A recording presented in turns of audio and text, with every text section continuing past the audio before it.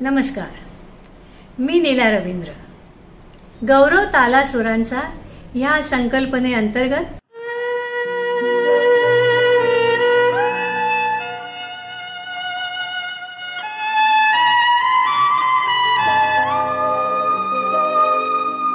आज आपण भेटणार आहोत ज्येष्ठ, सुप्रसिद्ध आणि प्रतिभावंत असे व्हायलिन वादक, म्युझिक अरेंजर आणि म्युझिक डायरेक्टर अमर हळदीपूर यांना.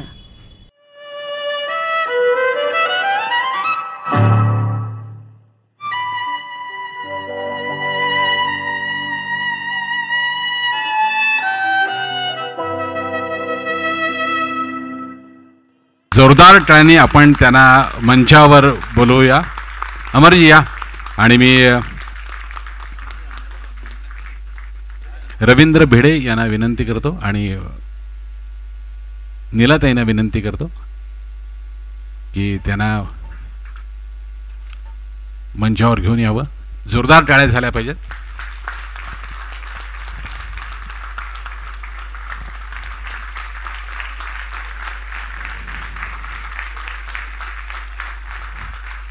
अमरजी इथे बसा.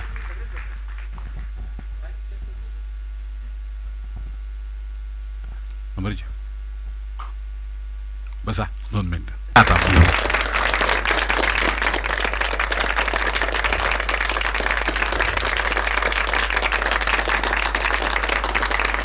सत्कार करूया आपण अमरजींचा.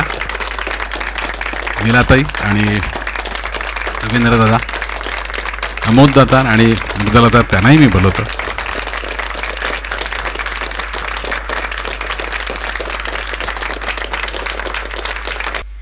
अमरजी, आमच्या विनंतीला मान देऊन तुम्ही आलात, आमच्याकडून सत्कार स्वीकारलात, त्याबद्दल आरोह आर्टच्या वतीने मी तुमचे आभार मानते. गौरव तालासुरांचा ही जी आमची संकल्पना आहे ती अशी आहे की अनेक गाणी आम्ही वर्षानुवर्ष ऐकत असतो. त्याचं संगीत कोणी दिलं हे आम्हाला कळतं, कोणी गायलं आहे हेही कळतं, कोणी लिहिलं आहे हेही कळतं. पण ते गाणं सजवण्यासाठी त्याचं जे ऑर्केस्ट्रेशन असतं, जे अरेंजिंग असतं, ते कोणी केलं आहे आम्हाला समजत नाही. कधी कधी आम्हाला सतारीचा पीस आवडतो, कधी व्हायलिनचा आवडतो, कधी फ्लूटचा आवडतो, पण तो कोणी वाजवला आहे हे आम्हाला माहिती नसतं. तर अशा आपल्यासारख्या प्रतिभावंत कलावंतांचा शोध घ्यायचा की जे पडद्यामागे असतात. आणि खरंच आता आपण बघितलं ऋषी कपूरचं जे गाणं होतं, तो जो व्हायलिन वाजवत होता, ते व्हायलिन यांनी वाजवलेलं होतं. हे आज ह्या सत्कारामुळे तुम्हाला कळलं, अनेकांना हे माहिती नसतं. तर आमचा हा हेतू असाच आहे की तुमच्यासारख्या प्रतिभावंत कलावंतांची रसिकांशी भेट घडवून आणणं. आणखीन एक माझ्यासाठी आनंददायी, माझी अगदी खाजगी माझी अशी आठवण आहे म्हणून सांगते की आमचं जेव्हा ठरलं, ही आरोहीची सगळी मंडळी, मृदुला, अमोद हे माझ्याकडे येतात, कार्यक्रम ठरला की आता यावेळेला कोणाचा सत्कार करायचा, गौरव तालासुरांचा या संकल्पनेअंतर्गत सगळ्यात पहिल्यांदा नाव आलं ते अमर हळदीपूर. रवींद्रनी सुचवलं अमर हळदीपुरांचा व्हायला करायचं. म्हटलं नक्की करूया, पण संपर्क कसा करणार, की मृदुलाला म्हटलं माझी काही ओळख नाही आहे त्यांच्याशी, मला नाव माहिती आहे, खूप मोठे आहेत ते, कसा संपर्क करायचा. मग आमच्या माधव पवारनी नंबर दिला त्यांचा. तुम्ही मला बाहेर भेटा मग तुम्हाला. आणि मग संपर्क साधायचा. मृदुला म्हणाले नीलाताई हा बघा माधव पवारांनी नंबर दिला, तुम्ही फोन करा. म्हटलं बाई मी सुद्धा त्यांना माझा ते ओळखत नाही, त्याच्यावर तू फोन केला काय आणि मी केला काय, सारखंच तू कर. झालं, मान्य केलं त्याने. त्याच्यानंतर आम्हाला जेव्हा एव्ही करायची होती तेव्हा त्यांनी त्यांचे सगळे फोटो पाठवले. 17 वर्षाचा तरुण व्हायलिन वाजवताना जेव्हा मी बघितला तुमचा फोटो, आणि तेव्हा मी म्हटलं की ह्या अमर हळदीपूरला मी ओळखते, पण हे आत्ताचे जे अमर हळदीपूर हे मला माहिती नव्हते. तो चालू अमर हळदीपूर म्हणून बरोबर ओळखतात ते. नाही नाही सांगते, त्याच्यामुळे नाही ओळखत मी. 17 वर्षाचे अमर हळदीपूर जे 17-18 वर्षाचे होते तेव्हा मी सुद्धा 17-18 वर्षांचीच होते. पार्ला कॉलेजमध्ये शिकत होते आणि LP नाईट होती.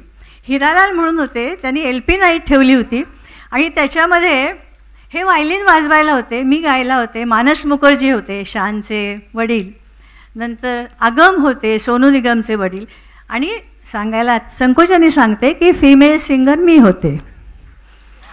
आणि काय झालं, रुक जा ए हवा हे गाणं होतं. मला तेव्हा सर्दी झाली होती, त्याच्यात ते जे स्टँडिंग नोट्स होते ते माझे लागत नव्हते. सगळेजण चहा प्यायला गेले. अमरजी फक्त तिथे होते. मला म्हणाले की तुम्ही हे बसून काय सारखं गाताय. म्हटलं मला सर्दी झाली, तो नोट लागेल की नाही मला खात्री नाही वाटत. काही घाबरू नका म्हणे, मी मागे खुर्चीत आहे व्हायलिनवर, मस्त सूर देतो तुम्हाला. आणि अशी संकटाच्या वेळी मदत केलेली माणसं लक्षात राहतात, म्हणून तो चेहरा माझ्या लक्षात होता जेव्हा ते 17-18 वर्षाचे आणि मीही 17-18 वर्षांची होती. आता हे एवढे मोठे झालेले अमर हळदीपूर हे, कारण मला तेव्हा नाव नव्हतं माहिती त्या तरुणाचं. ह्यांचे जेव्हा फोटो पाहिले तरुणपणीचा, म्हटलं हाय अमर हळदीपूर, मी ओळखते ना. मग मी त्यांना फोन केला. ते म्हणाले मलाही तुमचा तो DP बघितल्यावर वाटत होतं हा चेहरा माझ्या ओळखीचा आहे, पण आठवत नव्हतं. आणि नीला रवींद्र असं नाव असल्यामुळे माझंही कन्फ्युजन खूप झालं, पण नंतर ओळख पटली. आणि ह्या निमित्ताने इतके वर्षांनी आम्ही भेटलो ह्याचा मला आनंद होतो आहे. आणि याचं श्रेय मी आरोह आर्ट्सला देते, की अशा अनेक आमच्या जुन्या मित्रमंडळींना भेटण्याची संधी आरोह आर्ट्स मला देतं. आज फैयाज माझी मैत्रीण, तीसुद्धा इथे आलेली आहे. हे ते रिवी आम्ही कशाला भेटतो आहे आता, अशा ह्याच्यामुळे भेटते. त्याच्यामुळे आरोह आर्ट्स मी तुमचे आभार मानणार नाही, तुम्हाला धन्यवादही देणार नाही, कारण तुम्ही माझे आहात, माझ्या कुटुंबातले आहात, आमचा एक परिवार आहे हा. पण तुम्हाला माझ्याकडून खूप खूप प्रेम. नीलाताई, तुमच्या गोष्टीवर एक सिनेमा होऊ शकतो आता. आम्ही तेच बोलणारच होतो तुम्हाला. माझ्यासाठी पण काहीतरी ठेव बोलायला. नाही व्हायलिन आहे तुमच्यासाठी. वाजवतो नेहमीच, पण बोलायला कधी मिळत नाही. आता बोला. त्या सिनेमात हिरो म्हणून जो शाहरुख खान असेल ना, तो व्हायलिन मादकच दाखवायचा. आपण काम झालं तिथेच सगळं. अमरजी, तुम्हाला बोलायची संधी दिली, बोला मनोगत. नाही, तुम्हाला बोलतं करायचं. एक छोटासा प्रश्न मला विचारायचा आहे, तांत्रिक प्रश्न आहे. म्हणजे सर्वसाधारणपणे आम्ही सगळेच जे रसिक प्रेक्षक, आम्ही एखादा व्हायलिन वादक बघतो ना, तो एक चित्राची सवय झालेली असते की डाव्या हातात व्हायलिन आणि उजव्या हाताने बो. पण आपल्याकडे काही कलावंत असे आहेत की ज्यांनी डाव्या हातात व्हायलिन धरले, म्हणजे उजव्या हातात व्हायलिन धरले आणि डाव्या हाताने तो असा बो फिरवलेला आहे. ते शक्य आहे का प्रॅक्टिकली? गिटार पण वाजवतात लोक तसे, लेफ्ट हँडनी वाजवतात ना. हां, तर तार फक्त उलटे लावतात. अच्छा, म्हणजे त्यांचा प्रवास उलटा असतो. असं उलटा लावणं तार फक्त. पण ते शक्य आहे. हां, बाय नॉट, सगळं शक्य हो, फक्त मेहनत करावं लागतं त्यासाठी. मग ते माझ्याकडे बघून कशाला बोलताय? सहज बोला ना, सगळीकडे मेहनत करावी लागते त्याला. अरे हो, आता मला नाही येतात आम्हाला काय वाजवता, कळलं का? बरं, मला पटवून देतो, खरोखर मेहनत करावं लागतं, तितकं सोपं नाही. मी सगळ्यांना एकच गोष्ट सांगेन, जितकं तुम्ही पाहिलं हे माझं नाही, तो मी नव्हेच म्हणतात ना, तो मी नाही, तोच आहे फक्त जो करून घेतो तुमच्या. क्या बात. मला काही गोष्टी जुने चिकार आठवतात.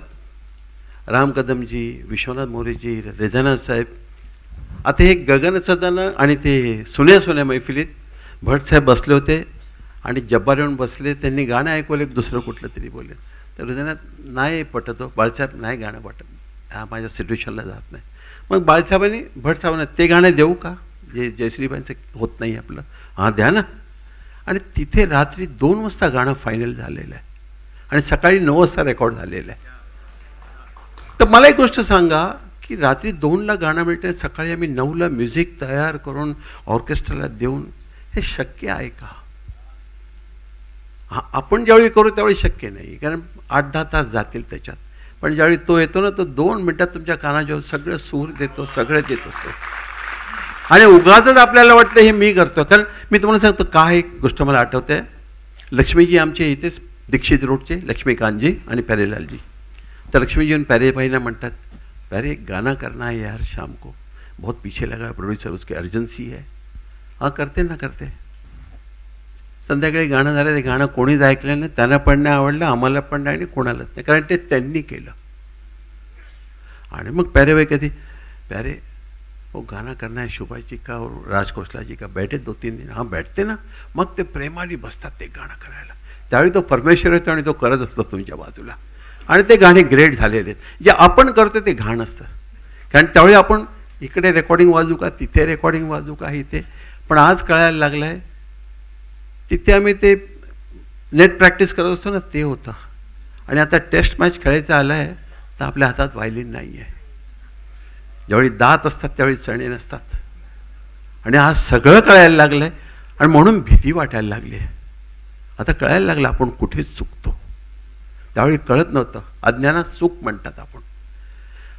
पण मी खरोखर नशिबान आहे. मी तुम्हाला खरं सांगतो, वडिलांकडे करोडो रुपये, पण ते माझ्या कधी कामात नाही आले. माझे वडील म्हणाले, बेटा तुझ्या नशिबात असेल तर तुला ते मिळेल, आणि नाही मिळाले. चला ती स्टोरी वेगळी आहे. सुरुवातीला लाईफमध्ये सुरुवात केलं 8 वर्षाचा असताना स्टेजवर वाजवायला जायचं, 2 रुपये मिळायचे, पण वडिलांकडनं 20 रुपये घेऊन जायचो. हे होतं, पण ते 2 रुपये पाहिजे होते मला, ते 20 अपमान. आणि राणीच्या बाग आहेत, हर एक गल्लीत कुठली गल्ली सोडलेली नाही, कारण त्यावेळी काय व्हायचं, ते बक्षीस मिळायचं नाही त्याचं झाला, असं वाटतं 5 रुपये आले, आज 5 रुपये आले, अरे डान्स कर. मग काय करायचं, व्हायलिन ठेवून डान्सही करायचो, कारण पैसे मिळणार ना कुठेतरी. मजा वाटायचं, एक विचित्र त्याच्यामध्ये केक मिळायचं.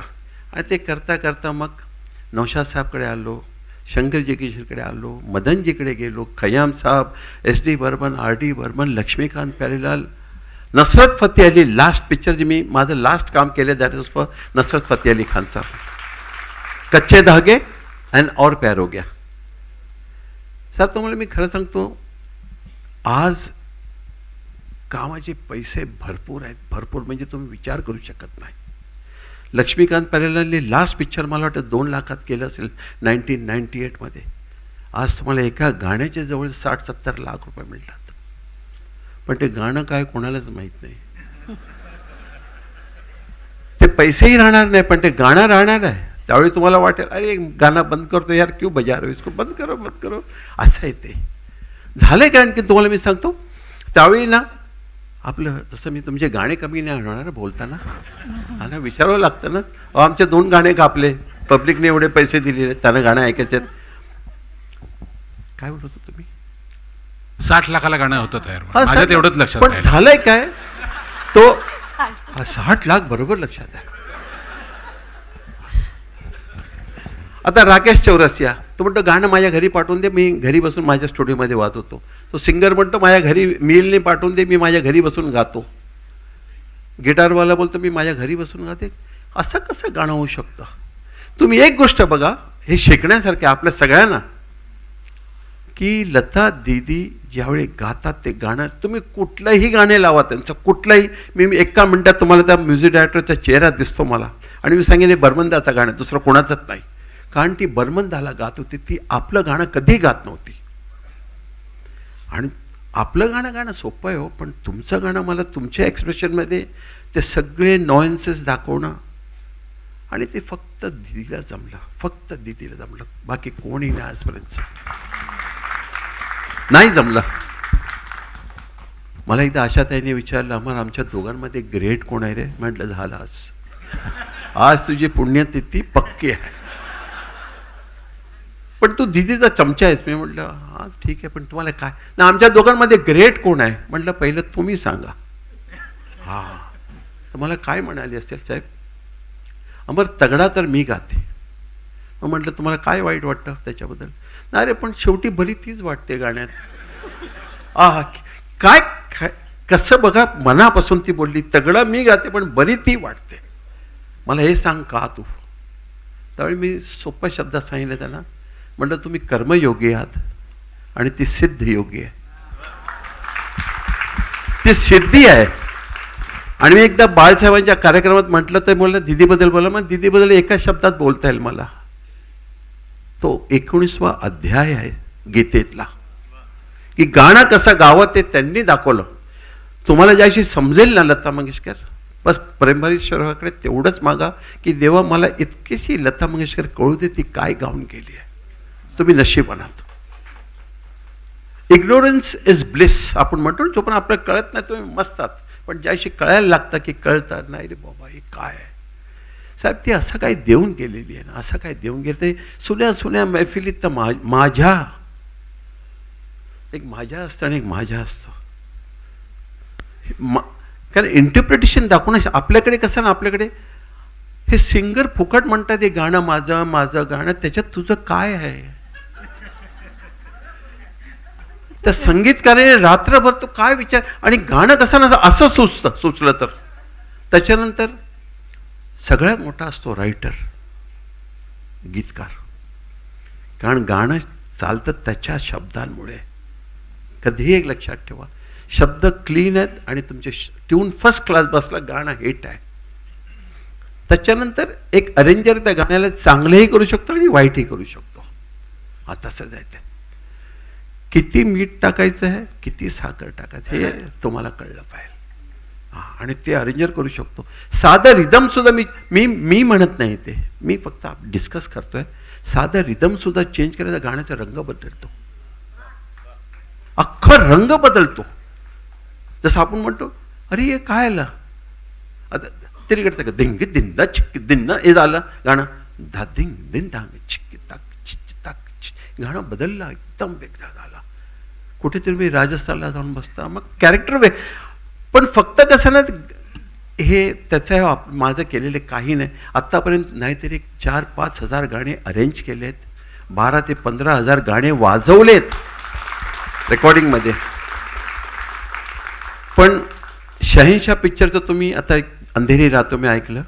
मी जास्त पिक्चर नाही केलं, 5-6 पिक्चर केले, कारण मला पटत नव्हतं आपला माल विकायचा कसा. प्रोडक्शन ही गोष्ट वेगळी आहे, पण मार्केटिंग हे वेगळं आहे. आज तुमच्याकडे मार्केटिंग आहे, तुम्ही काही द्या चालेल, मार्केटिंग पाहिजे. आणि ते आपल्याला जमलं नाही, आपल्याला नाही जमलं ते कधी. सर 300 रुपये मिळायचे या गाण्यांचे, 300 रुपये. आज त्याच गाण्याचे 10 लाख रुपये घेईल तो माणूस, फक्त प्रोग्रामिंग करायचं. ठीक आहे, ते नशिबाचे पैसे असतात, ते कामाचे पैसे नाहीत. काम मोठं आहे. बाकी मी माझ्यासाठी याच्यासाठी नशिबान म्हणतो की ह्या सगळ्या म्युझिक डायरेक्टर लोकांच्या पावसात मी भिजलो आहे. क्या बात आहे. आणि त्या पाण्यातून हा पारिजाताचं झाड उभा राहिला आहे, जो सगळीकडे सुगंध फैलवतोय. पण ते माझं नाही, पाणी त्यांचं आहे, तो पाऊस त्यांचा आहे. तो बस इतकंच म्हणेन.